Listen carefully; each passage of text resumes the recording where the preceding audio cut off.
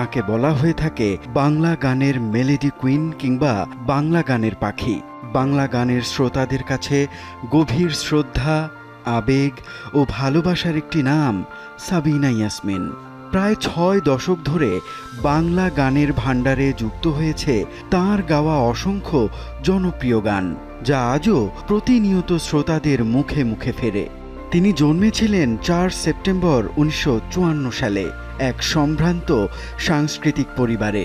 মা মৌলুদা খাতুন একজন গৃহিণী হলেও তিনি ছিলেন অসাধারণ কণ্ঠের অধিকারী। বাবা লুৎফুর রহমান ছিলেন অবিভক্ত বাংলার উচ্চ পদস্থ কর্মকর্তা। 5 বোনের মধ্যে তিনিই ছিলেন সর্বকনিষ্ঠা। তিনি সিদ্ধেশ্বরী গার্লস স্কুল থেকে metric, government intermediate girls college থেকে ইন্টারমিডিয়েট এবং ঢাকা বিশ্ববিদ্যালয়ের সমাজবিজ্ঞান বিভাগ থেকে স্নাতক এবং স্নাতকোত্তর ডিগ্রি লাভ করেন।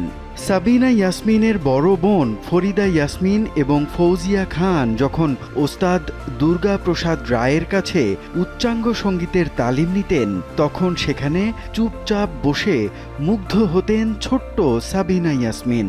এই মুগ্ধতাই তাকে ধীরে ধীরে সঙ্গীতের প্রতি অনুরক্ত করে তোলে। কয়েক বছরের মধ্যেই তিনি এবং তার আরেক বড় বোন নীলুফার ইয়াসমিন ওস্তাদ পি.সি. গোমেজের কাছে উচ্চাঙ্গ সঙ্গীতের তালিম নেওয়া শুরু করেন। সে সময়ে ফরিদা ইয়াসমিন এবং ফৌজিয়া খান ছিলেন সুপ্রতিষ্ঠিত সঙ্গীতশিল্পী। সেজ বোন ডক্টর নাজমা ইয়াসমিনও একজন বরেণ্য শিক্ষাবিদ এবং সঙ্গীতবোদ্ধা।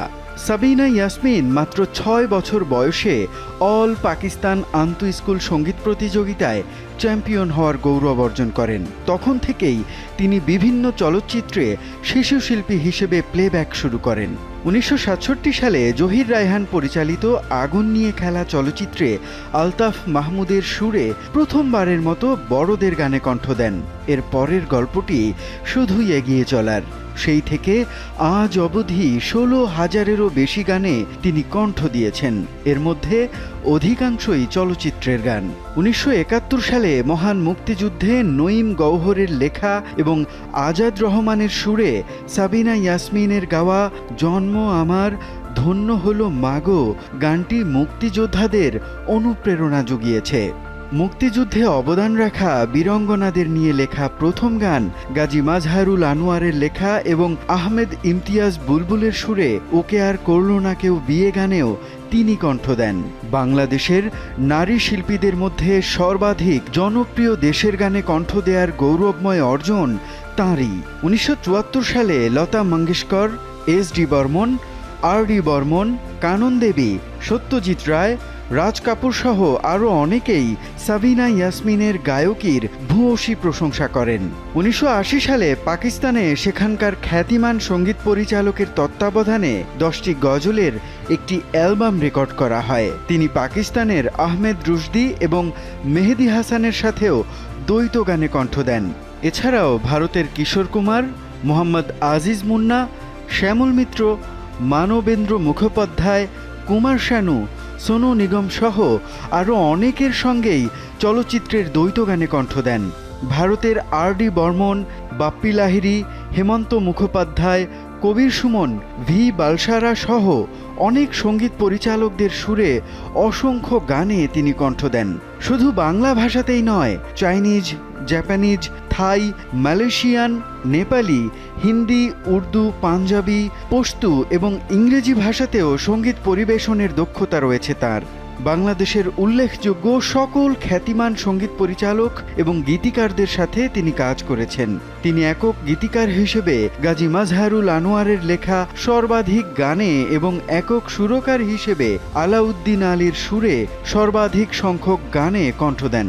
বাংলাদেশের শিল্পীদের মধ্যে তিনি সর্বাধিক দ্বৈত গানে কণ্ঠ দেন এন্ড্রু কিশোর এবং সৈয়দ আব্দুল হাদীর সঙ্গে।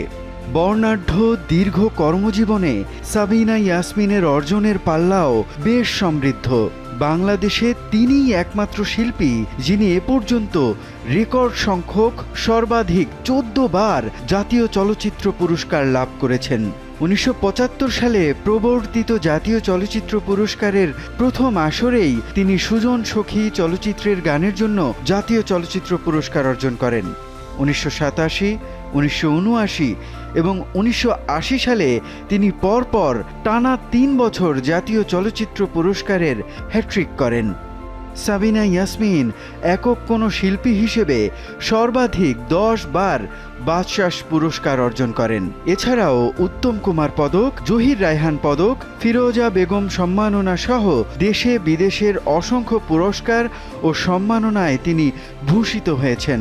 1983 সালে ভারতের বিশ্ব উন্নয়ন সংসদ থেকে তাকে সংসদ রত্ন উপাধিতে ভূষিত করা হয় এবং 1985 সালে সম্মানসূচক ডক্টরেট ডিগ্রি প্রদান করা হয়। এছাড়াও 2012 সালে বাংলা একাডেমি থেকে তাকে সম্মানসূচক ফেলোশিপ প্রদান করা হয়। 2013 সালে ওয়ার্ল্ড চাইল্ড ক্যান্সার সোসাইটি থেকে তাকে ব্র্যান্ড অ্যাম্বাসেডর হিসেবে নিযুক্ত করা হয়। 2014 সালে তিনি আমেরিকার সম্মানজনক ঢালিউড অ্যাওয়ার্ড লাভ করেন। 1984 সালে তিনি বাংলাদেশের সর্বোচ্চ পুরস্কার 21 পদক এবং 1996 সালে তিনি স্বাধীনতা পুরস্কার অর্জন করেন। বাংলা গানের এই অবিস্মরণীয় সঙ্গীত শিল্পীর প্রতি যমুনা টেলিভিশনের গভীর শ্রদ্ধা এবং ভালোবাসা।